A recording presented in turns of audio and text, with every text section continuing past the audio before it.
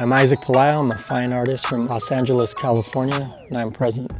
Been making art my entire life. I'm almost 30 now, maybe 20 years now, consistently showing my work in galleries since I was 10 years old. Started tattooing when I was 15. My father absolutely was the catalyst for my fine art. He was an artist and definitely introduced me to the world of fine art. But I grew up with my mom, and so I think going over to my dad's on the weekends and being exposed to the art was kind of my outlet to escape what was going on at my mom's. As far as other artists that have inspired me, Da Vinci, Rembrandt, Caravaggio, Velasquez, Raphael, Michelangelo, and then Picasso, Frida, Dali, Basquiat, Warhol, and artists that I grew up around personally. Well, first of all, I love Shepard. Shepard is absolutely a mentor, someone that I've looked up to since I was very young. Over the years, he became more familiar with who I was and my work, and eventually ended up acquiring my work, and I'm happy to call him a friend even.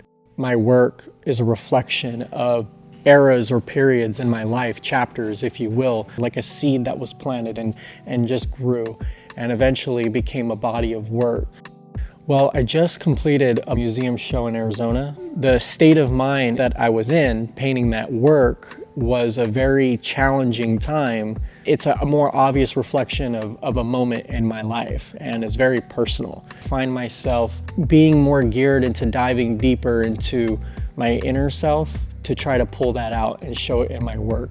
My tattoo work has always been a reflection of my fine art because I was an artist first, became a tattoo artist.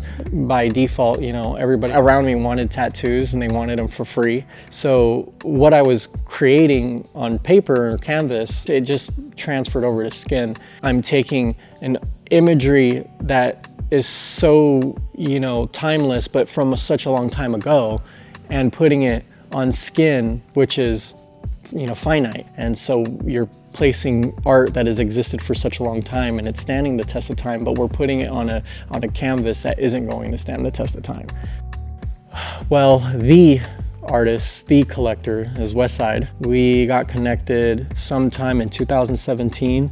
I was acting as my own PR at the time and sending my work out to just every publication that I thought would be interested in sharing my work. And a hip hop magazine evidently shared my work.